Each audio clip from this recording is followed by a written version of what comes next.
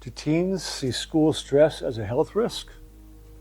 Listen to Jasmine, a 15-year-old whispering through tears in her counselor's office. I just want it to stop. She wasn't talking about bullying or heartbreak. She was talking about school itself. Endless tests, 10 p.m. homework marathons, and pressure to perform. Her body ached, her stomach churned every morning, her mind raced, and her heart felt numb.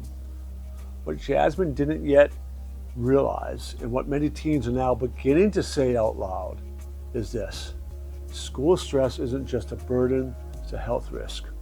For years, parents, teachers, and psychologists have warned about rising academic pressure. Something's shifted. Teens aren't just saying, I'm stressed. They're saying, I feel sick because of it. The American Psychological Association found that teens rate their stress during the school year higher than what they believe is healthy, and higher even than adults. Stress isn't just about grades or schedules. For teens, it cuts into identity, wellness, and connection. Take Mateo, a 16-year-old who wakes up at 5:30 every morning to review for AP exams, then in the evening studies until 10 at night. He admits, I feel like if I don't succeed, I won't matter. I'm not sleeping, I don't see my friends, my head hurts all the time, but if I slow down, I'll fall behind. He's not alone. Research for Challenge Success, a program affiliated with Stanford University, shows that over 70% of high schoolers report stress from schoolwork. More than half say they feel chronically exhausted. The effects aren't minor. Chronic stress in adolescence is tied to disrupted sleep, digestive problems, weaker immunity, even long-term vulnerability to anxiety and depression. Jasmine's stomach aches weren't imaginary. Teens had chronic academic pressure commonly reported headaches, muscle tension, fatigue. Yet many schools still treat stress as either a motivator or simply part of growing up. 17-year-old Ella put it this way: I've had panic attacks before math class. That's just what school is now. Everyone's stressed. This resignation is dangerous. Teens may recognize the stress, but they don't always realize the long-term health costs. Studies show that students with high academic stress report lower well-being, more sleep problems, and more psychosomatic symptoms. The damage isn't only physical. Stress erodes relationships and identity. Think about Ethan, a high-achieving junior who dropped out of youth group in basketball because of his AP load. I miss my friends, he explained, but if I don't get into a good college, none of that really matters.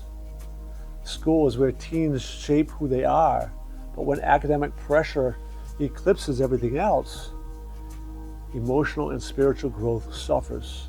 Self-worth becomes tied only to performance, while self-worth depends on grades, and even a small setback can feel like the end of the world. Still, there's hope, because teens are starting to name what's happening.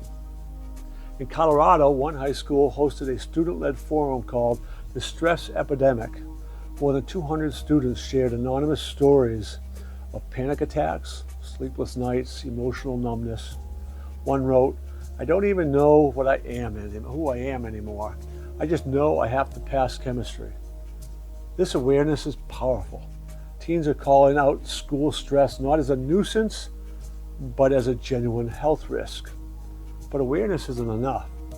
The real change must begin with mindset. What do teens believe about success, value, health? If they see stress as a badge of honor, they'll keep wearing it even as it destroys them. But if they learn that their worth isn't tied up to test scores, and everything changes. That's why schools, parents, and mentors must model something new. Balance, rest, resilience. Teens need rituals like breathwork and exercise and journaling and healthy peer connections. They need space to talk and reframe. Priya, an 18-year-old, joined her school's wellness club expecting yoga and snacks. Instead, she found a place to rethink about her mindset. I used to think if I wasn't being productive, I was wasting time, she said. Now I realize rest is productive too. I still care about my grades, but not at the cost of my health. That's the transformation that teens need. As Jasmine said weeks later, after starting therapy and dropping an honors class, I still want to do well, but I don't want to disappear to do it. That's the hope, that our teens won't disappear under the weight of stress, that will listen when they say it hurts, that will change the story of success so it protects not just their futures, but their health. To learn more, go to CoachChuck360.com.